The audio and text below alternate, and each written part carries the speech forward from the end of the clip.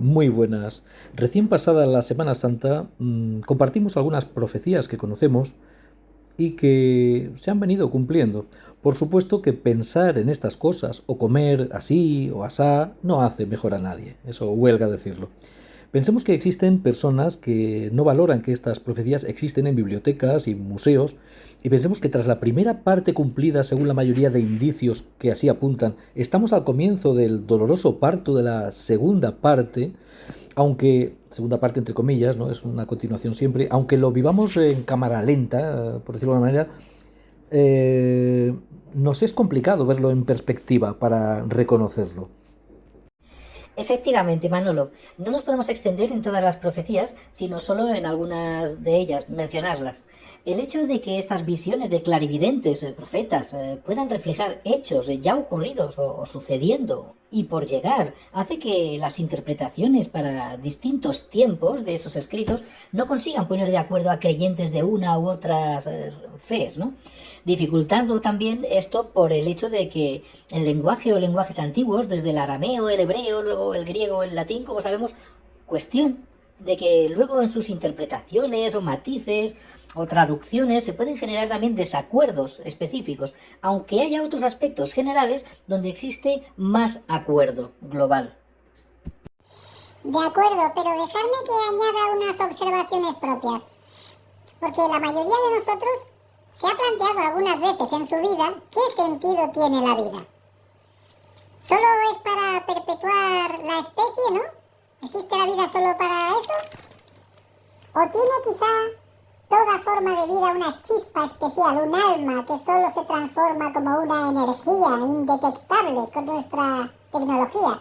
Nadie podemos demostrar que si existe un auténtico yo, que no es el cuerpo, y pueda tener una misión distinta a la reproductiva para perpetuación de la especie, no podemos saberlo con certeza, no tenemos pruebas de ello. Pues es cierto, chiquitín, pero muchos intuimos que la aparente jungla que es la vida, en este parecer sálvese quien pueda, parece algo un poco absurdo a priori, ¿no? Y sin un sentido o propósito realmente interesante, ¿no? A priori puede parecer eso para cualquiera que no crea en nada, ¿no?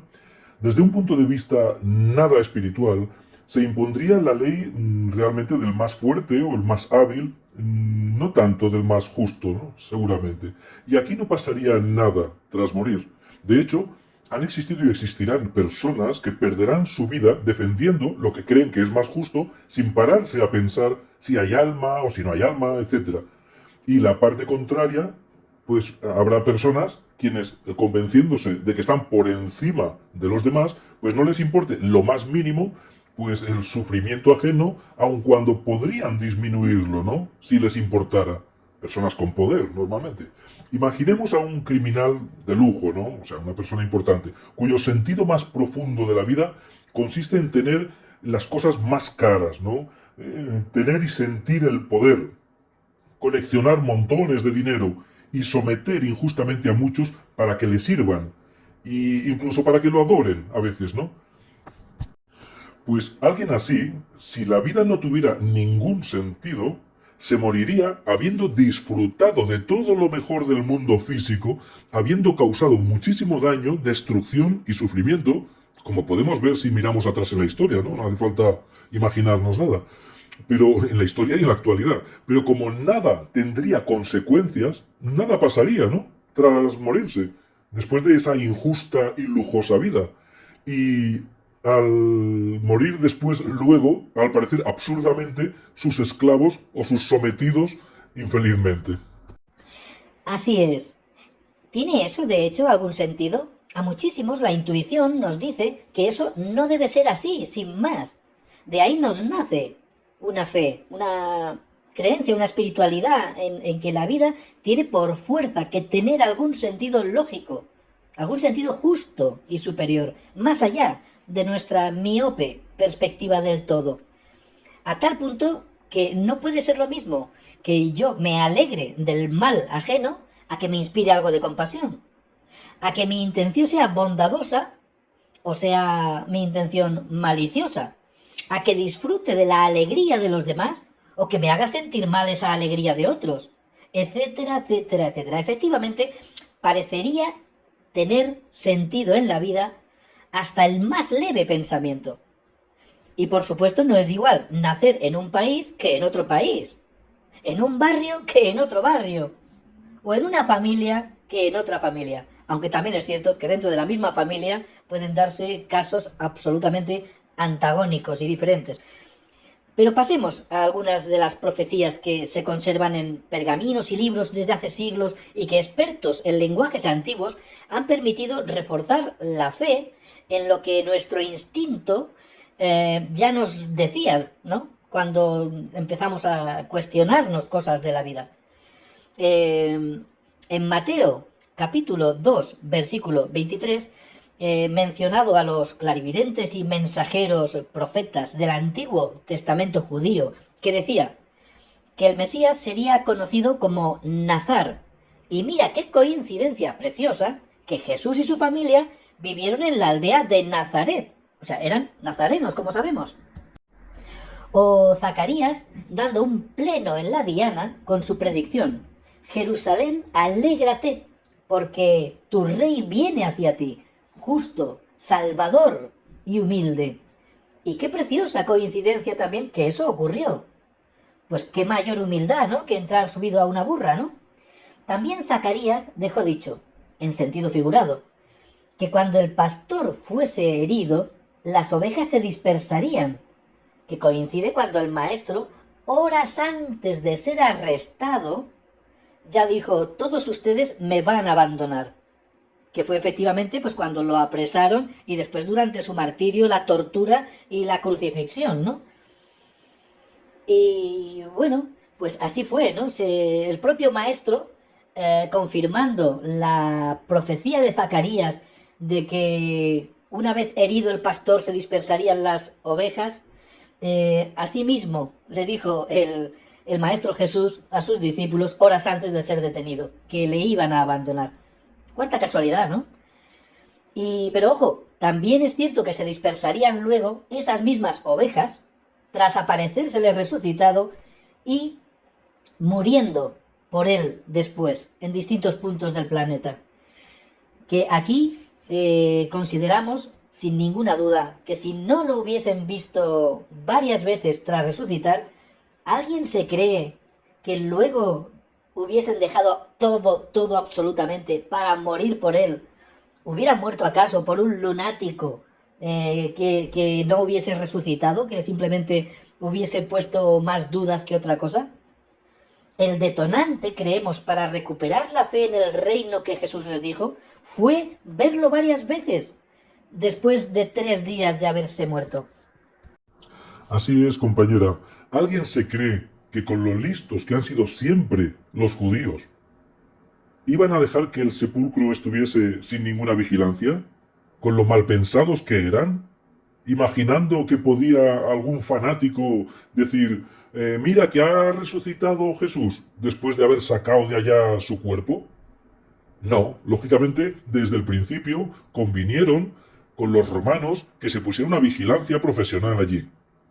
Soldados, y así fue, al mando del centurión romano Petronio, quienes, según consta en el Evangelio apócrifo de Pedro, Evangelio apócrifo, no oficial, no canónico, es curioso que el pilar principal de la Iglesia, que es el que habla realmente con más detalle de la resurrección de Jesucristo, el aspecto quizás clave en la fe más sólida de los creyentes, y resulte que este evangelio del pilar de la Iglesia, del primer papa, que fue Pedro, ¿verdad?, y se deje como apócrifo su testimonio, su evangelio, de los fragmentos que se hallaron de Pedro, y no se considere canónico, tal vez porque parece muy de ciencia ficción que una piedra se moviera sola cinéticamente por seres superiores o por una tecnología que desconocemos,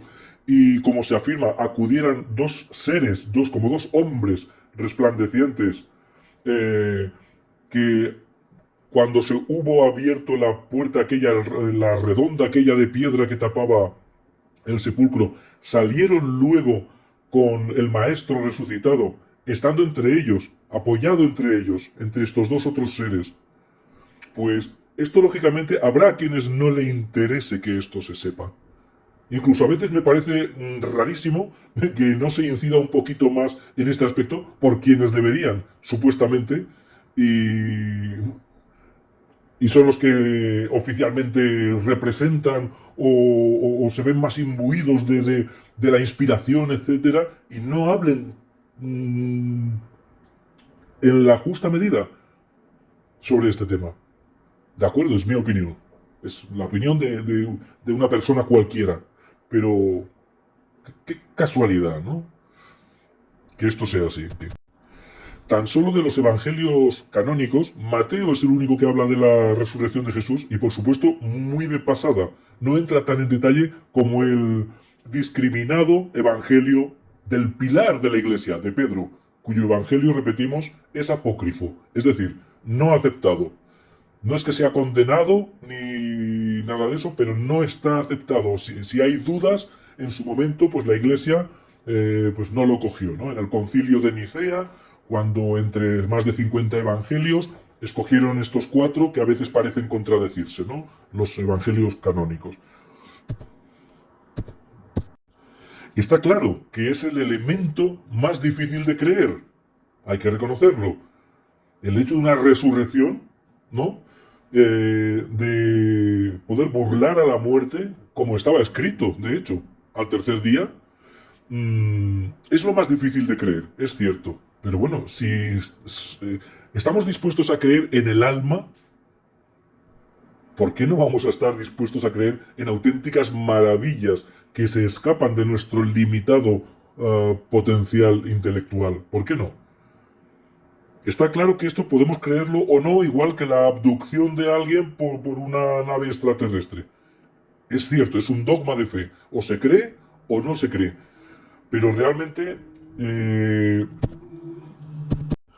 sabemos que en los evangelios apócrifos a los soldados romanos que acudieron a dar cuenta de los prodigios impresionantes que había ocurrido en el sepulcro cuando pasó lo que pasó, que salió el maestro del sepulcro, se sabe por evangelios apócrifos, que por supuesto después salen versiones y más versiones y puede eso ayudar a hacerlo no creíble, pero de los apócrifos se desprende que a los soldados romanos les pagaron una importante suma de dinero para que cerraran la boca, dado que los propios judíos que motivaron la crucifixión usando a los romanos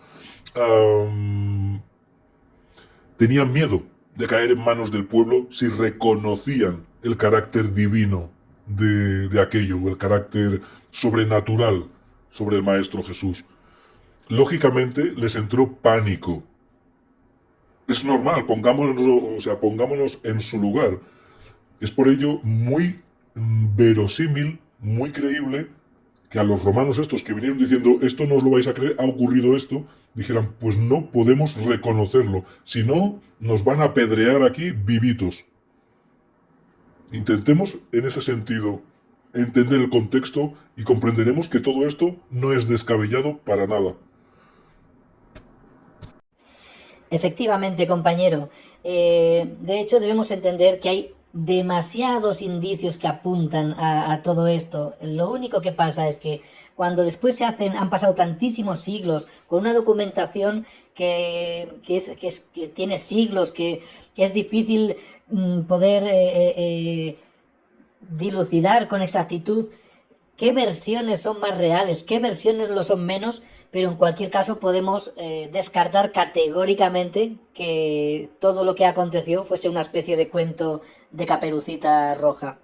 Está claro que el maestro nació no casualmente en el mismo pueblo que el pueblo elegido, no casualmente, y que todo eso nos debe hacer felices en el sentimiento de trascendencia de la vida terrena, ¿no? Y el sentido que ésta tiene y que debe tener para todos nosotros. Un saludo y que acabéis de pasar un estupendo fin de semana. Chao.